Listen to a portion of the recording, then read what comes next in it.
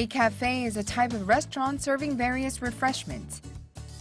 However, its role has been changing in recent years as more people are choosing to study and work there. Let's zoom in on this trend and how today's cafes are satisfying the changing demands of customers. Myeongdong, in the heart of Seoul, is one of the most crowded areas in the capital with streets full of cafes. Jeong Hyeon-wook is a university student in his final year, but he frequents cafes more often than his school library. He goes to a cafe at least 3 to 4 times a week on his own to study. I feel a little claustrophobic in my school library, but coffee shops have a freer atmosphere that allows me to study with a group of friends or answer phone calls, among other benefits. These convenient elements attract me to study at coffee shops. This cafe franchise introduced quiet, steady seating in its cafe last April.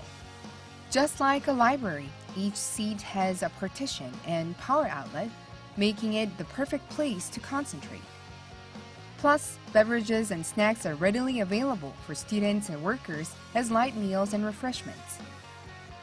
Then what makes cafe franchises try to attract more of this particular group of customers?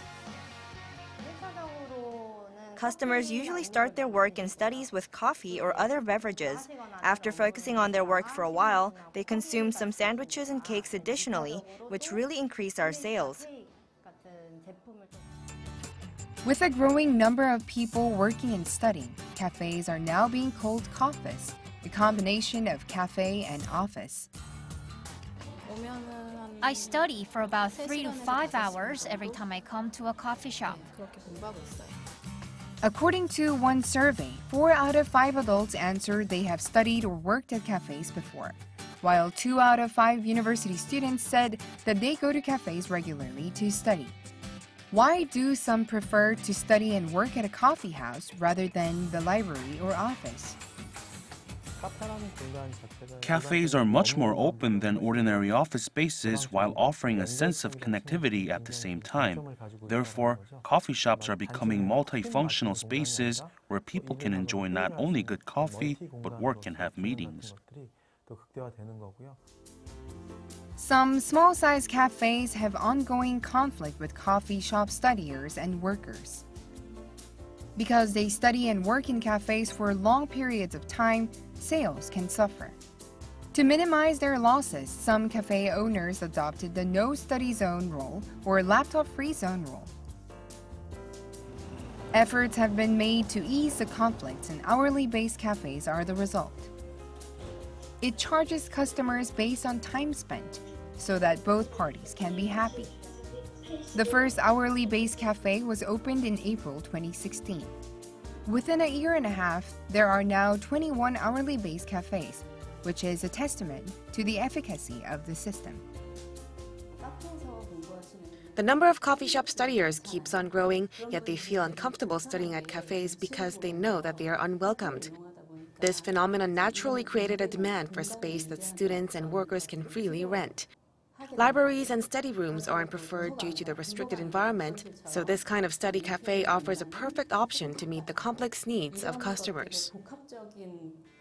What makes these hourly-based cafes special is the focus on the space itself rather than service of beverages or snacks. Also, customers are not allowed to talk in person or on the phone in the cafes to ensure the perfect study and work atmosphere. Cafes are evolving to meet the demands of their customers. I feel like I can stay for about 3 hours at a normal coffee shop, otherwise I have to order more food and drinks.